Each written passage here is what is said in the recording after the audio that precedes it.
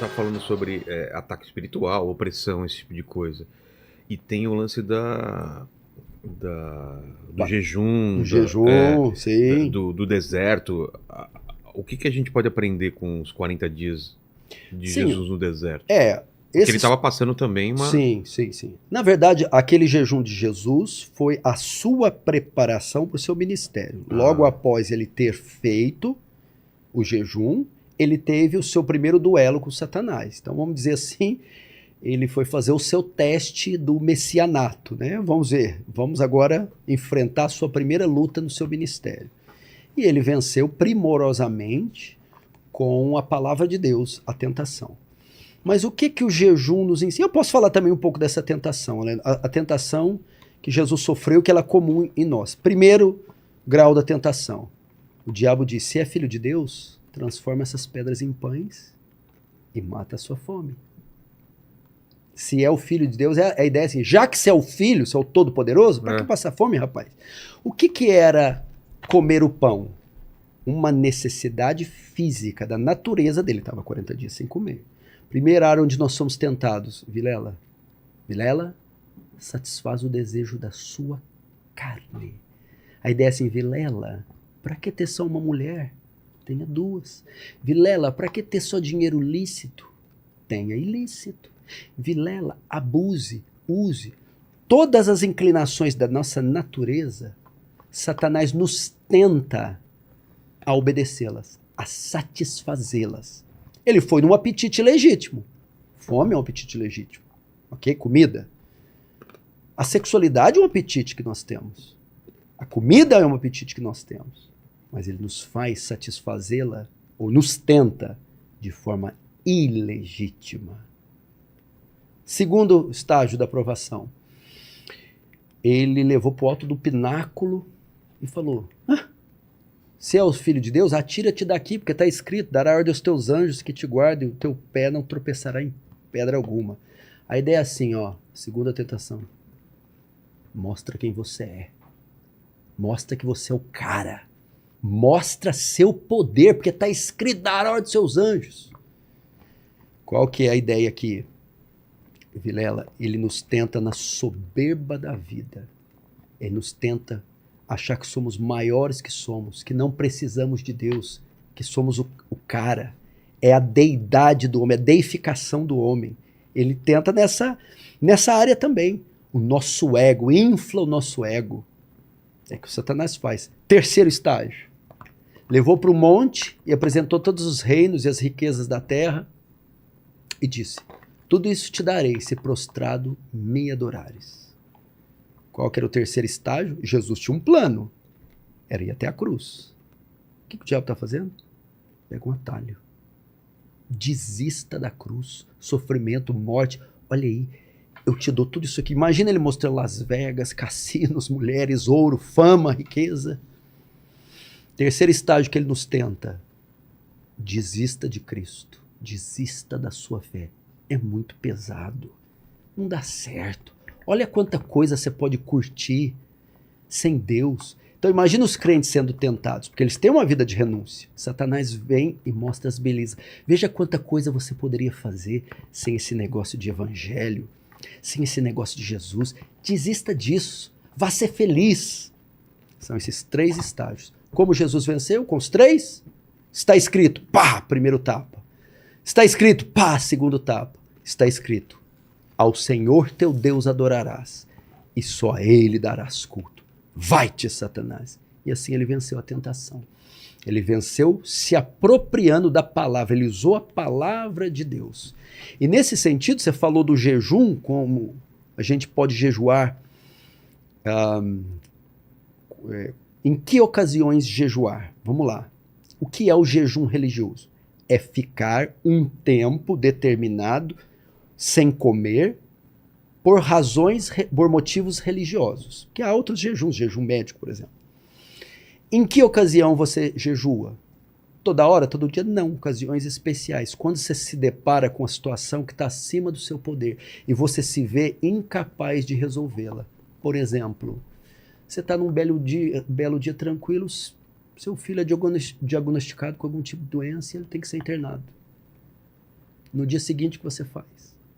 Você deixa de comer. Porque o seu coração está tão triste, tão quebrantado com o estado do seu filho, que você vai externar a condição do seu coração no ato de ficar sem comer. E vai apresentar orações para Deus. Senhor, durante esses 3 dias eu estarei jejuando pelo estado de saúde do meu filho. Estarei rogando para que o Senhor intervenha para a sua restauração. Nessa ocasião você jejua. Por que é o jejum? Jesus falou assim, os fariseus julgaram os discípulos de Jesus. Seus discípulos não jejuam como os de João? Aí Jesus responde, pode os amigos do noivo jejuarem enquanto ele está presente? Haverá dias que o noivo será tirado, então jejuarão. A ideia é assim, agora não tem por que jejuar, eu estou presente, o noivo. É motivo de alegria, estou aqui. Mas vai chegar o dia que eu serei tirado, motivo de tristeza, calamidade, colapso. Aí eles jejuarão. Então Jesus aqui dá o motivo, situações difíceis, situações calamitosas, situações de quebrantamento. Às vezes você jejua pelo país, você chega a ver um caos que te angustia tanto. Senhor, tem misericórdia desse povo, traz luz lá em Brasília. Às vezes você jejua por você mesmo, você cai no mesmo pecado 300 vezes. Senhor, eu não aguento isso aqui mais, me livra disso aqui. Você jejua. Às vezes você jejua porque você quer a salvação de um ente querido, ou que está perdido no caminho que você fala, esse menino vai terminar morto. Você jejua, e jejum acompanhado de oração, porque se só ficar sem comer fosse sinônimo de poder, tem muito país aí que se usa mais poder do mundo, porque não tem comida lá. Entendeu? Então não é isso, é jejum, coração. Ou seja, o interno é demonstrado externamente no ato de ficar sem comer. Por isso que às vezes o jejum marcado na quaresma, o jejum dos 318, jejum para ficar rico, não acho que é o jejum bíblico, não. E a figura do demônio, quem que é? Vamos lá. É Lúcifer, é Satanás, claro que é a mesma coisa? É importante saber, né? Mas eu acho que é o Paquito. O anticristo, na minha opinião, é o Paquito. Bom, tem chance? Você não falaria também, né? Exato. Oh, a voz até mudou. Opa. Nossa, velho. Perdão aqui, baixou o Temer aqui em mim pronunciando. Caramba, velho. Vamos lá. Satanás, o diabo. Eita, demônio terrível. Bom, o que ocorre, Vilela, é que quando Deus criou tudo, ele cria também um exército de anjos e hierarquias e poderes, né, angelicais. Acontece que esse anjo, Satanás, esse querubim ungido, se rebela contra Deus e por causa de orgulho, de querer a posição de Deus, ele é banido dos céus. Agora aí vamos ver o poder dele, vamos começar aí. Ele leva consigo, diz Apocalipse, o dragão arrasta consigo uma terça das estrelas do céu, falando 1/3 dos anjos. Vamos imaginar que tinha 300 milhões de anjos, hipótese. 100 milhões ele levou com ele. Como ele conseguiu enganar seres que viam Deus, falavam com Deus e estavam no lugar perfeito? A persuasão desse cara não é pequena, não. O poder de engano, de influência não é pequeno, não. Conseguiu influenciar seres deste porte, caem com ele. Essa queda transforma eles em demônios, passam a ser anjos caídos, ok? Que trabalham a serviço de Satanás. E qual é a principal função do diabo? Que é outra coisa interessante para nós sabermos. Muita gente entende diabo e faz batalha espiritual, é cada coisa que você ouve. É ato profético para expulsar demônio, para expulsar demônio territorial, vamos ungir a cidade com óleo. Eu até me lembro em São Paulo, teve uma vez, alguém de alguma igreja pegou um helicóptero borrifando óleo sobre a cidade. Eu falei, gente, é inseticida. Demônio agora virou um escorpião. Não é essa a ideia. A principal obra do diabo, é engano. É engano. É mentira. Ele é o pai da mentira. João 8,44. Muitas dessas tentações da carne, vamos tentar aqui e ali, a nossa própria natureza vai se ocupar. Sim, ele tenta e atua em todas essas esferas. Mas a principal obra é manter os homens cegos. O que Paulo fala? O Deus desse século cegou o entendimento dos incrédulos. Na segunda carta de Paulo aos Coríntios, ele fala assim, embora vivendo na carne, não militamos segundo a carne, porque as armas da nossa milícia não são carnais, mas poderosas em Deus para destruir fortalezas e todos os sofismas que se levantar contra nós. Vamos lá. A palavra sofisma ali, o grego é logmos, da onde vem a palavra logismo. O que é logismo? Ideologias, filosofias, religiões. E a palavra fortaleza, alcuroma, da ideia das fortalezas gregas. Satanás, Vilela, prende as pessoas em fortalezas ideológicas. Por isso que tem tanta gente que segue esses ismos, né? Esses ideologias, religiões, conceitos, ideias, e você vê que essas pessoas são fanáticas, obcecadas por partido tal, por religião tal, por movimento tal, e por mais que você explique racionalmente, matematicamente, fisicamente, elas não entendem. Por quê? Estão presas em fortalezas ideológicas. O diabo cega, aprisiona na falsa religião, na falsa ideologia, na falsa ideia, na falsa argumentação. Essa é a principal obra do diabo. Se você perguntar para mim, até tema aí nós podemos falar, seitas, heresias. Exato. Seitas, heresias. Quem é o criador delas? Quem é o pai delas? Respondo, Satanás. Ele é o pai das seitas, das heresias. A principal obra dele é criar engano e deixar as pessoas obstinadas e afastadas de Deus. Você já viu que mesmo que não tem conotação religiosa, alguns grupos que seguem alguns movimentos, parece devotar uma certa fé para eles? Sim. Uma adoração naquele. Pode ser isso ser na política, isso pode ser no meio natural, entre defensores das tartarugas, não sei. Mas devotam uma fé para certas modismos. Engraçado que muitos desses não acreditam em Deus ou estão afastados de Deus. O que eles fizeram?